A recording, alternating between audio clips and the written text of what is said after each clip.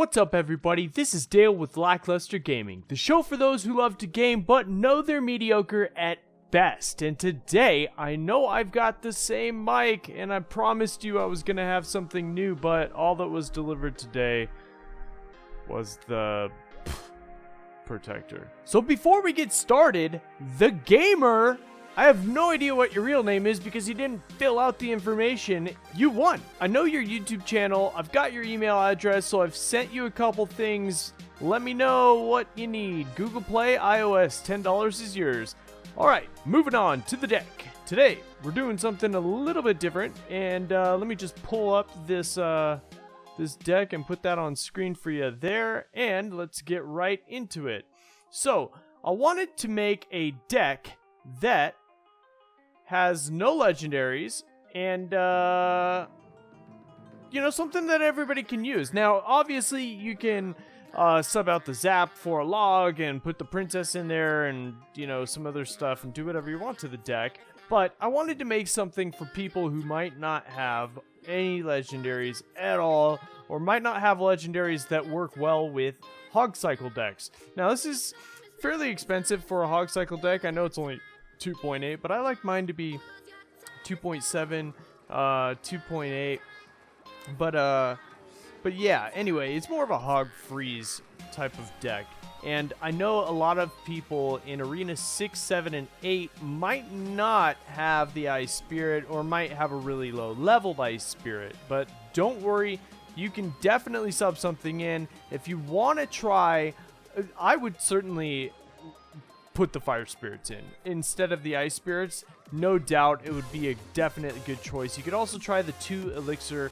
Spear Goblins, or even try the Tornado. I know it's a step up from 1 Elixir, but really kind of a decent card, and it would work really well with this deck. I don't have anything to show you on screen with the Tornado in it, but pretty soon we're going to implement a deck with all the latest cards and just run it and see how it works. So we're going up against a P.E.K.K.A, and boom, first shot off from a princess, and they've got tons of stuff coming at us, and I have no idea what I'm going to do. So somehow I have to stop that P.E.K.K.A from destroying me, but it looks like I'm not going to be able to do too much. So my mini P.E.K.K.A was able to take it out, and my mini P.E.K.K.A, along with a single minion running down the side, and look at this, undefended mini P.E.K.K.A is able to take out that tower, while my hog push on the other side does significant damage to the top right. So board is reset, and we are at about a tie game right now, which is awesome. So I'm feeling pretty good, and as you can see, we've got pretty slow push going in, and now the Hog Rider is, boom, at the tower, freeze all of that up. Those minions are going to clear away that Elixir Collector, thank God, and then take out that tower, and at this point, we're going for the 3 crown. So, as usual, this deck testing that I'm doing right now is done in a Grand or Classic challenge. I don't remember what I did. Ooh, those Fire Spirits just got me so good right there. So now I'm just going to lay down a bunch of spam and get rid of that P.E.K.K.A, because that P.E.K.K.A is going to be the death of me. We're going to zap that out, and look at those archers finishing it off. They're also going to do some damage to the witch, but the mini P.E.K.K.A was the one to do the deed, and that P.E.K.K.A placement is just way too late. There's nothing he can do, and we win the match. So I've got 2 more battles to show you featuring this deck in particular, just to kind of show you some different angles to play it. And this next one, this guy gave me a run for my money. It's a little bit longer because we do get into overtime, but this is a very, very neat battle. So one of the reasons why I like this deck is, number one, it's a hog cycle, and I love hog cycles. Now, usually I like to push my hog with the Ice Spirit. It would have taken out half of that Skarmy, and then the zap would have cleared away the rest of it, but that wasn't the case because it just wasn't in my starting card. So now I've got the Ice Spirit, but I'm going to have to use it to freeze up that Valkyrie and those minions, just to make sure that we don't get too much damage or any whatsoever on our tower. So now we're going to use those minions in a counter push and push that hog forward, and one of them does survive, so we'll freeze everything up. And look at this, just so much going on, and we'll zap away all of that. So we get the Skarmy and the Fire Spirits. That's 5 elixir gone from a 2 elixir, a 3 elixir positive trade. That's awesome. And the Lumberjack didn't even make it to the tower, so that's good. We're still no damage, and we've got our enemy's tower almost 2,000 points taken off. So doing pretty good so far, and not too many plays to make, so I'm going to drop my archers in the back, split them up. It's usually a good starting move if the board has reset or if it's your opening hand. But let's see, now we've got a fairly decent push coming in, and lots, okay, but we're going to shut it down with that mini P.E.K.K.A. And that's kind of the, you know, a lot of people use a mini P.E.K.K.A. as an offensive card, but it is a very, very, very strong defensive card. And if you can get it to survive during the defense, then you can use it as a counter push, and you're doing great. So board is reset again. I've got my hog, and I've got just enough freeze. Boom, there we go. But I should have dropped it maybe a split second later, and I would have gotten the minions with it. And now he's got a counter push of his own coming in, so I'm going to place my archers, and look at this, 3 musketeers, a skeleton army, and Valk all coming at once. So I'm pretty positive we're about to lose a tower, and that's just nothing I can do about it.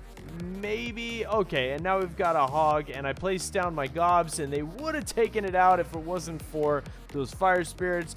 But now check that out, just absolutely nothing I can do. Well played. And so now they're in the lead. We've lost a tower. This totally sucks.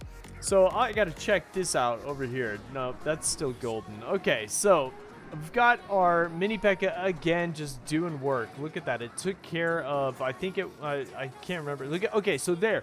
You freeze the 3 musketeers. So there you go. You definitely have a counter for 3 musketeers or any other very, very large attack coming in. And look at that. If we would have only killed that Valk and gotten 1 shot off, that would have been really nice. It's always satisfying every time Pancakes hits the tower up. I just love it, and I almost dropped an F-bomb right there because I love it that much. I really do. So this is a dangerous push coming in because the Lumberjack drops that rage spell, and look at that. Thank goodness for the Ice Spirit. It is kind of a an essential card. And check that freeze out, so clutch. With 1 sliver of health from that mini P.E.K.K.A., and we're able to take out the 3 muskies again, 2nd time in a row.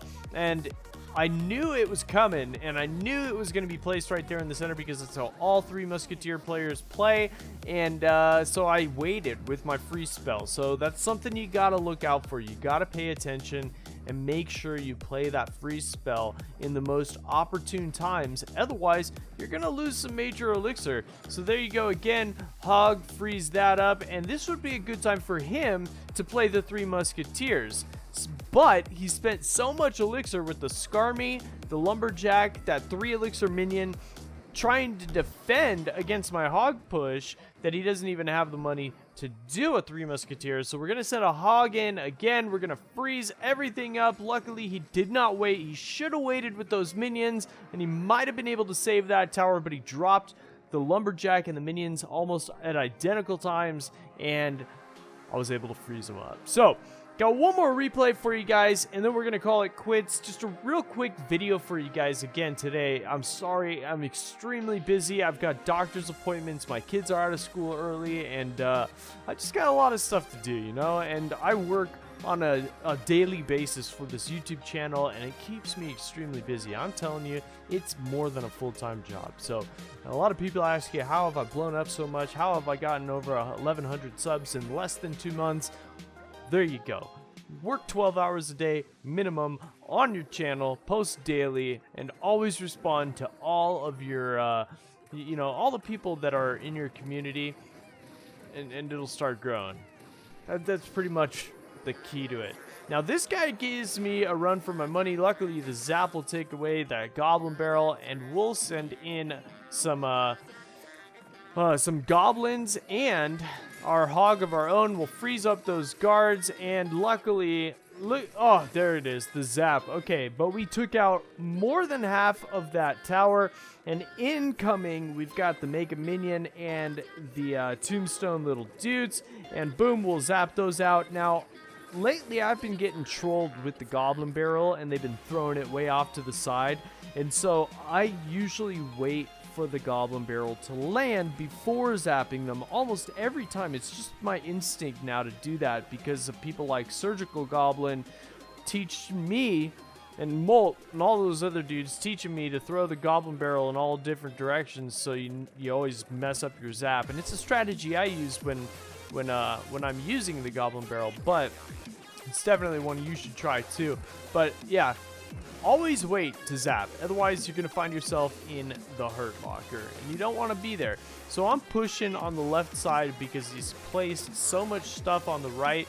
Clutch freeze right there, sliver of health for my hog, and the reason I'm doing this is because I typically do this for a hog cycle deck. If I've got one tower almost all the way down, before I kill it off completely, I'll push the other side and bring it all the way down, because then I'm not fighting against the King Tower and the Arena Tower, and it's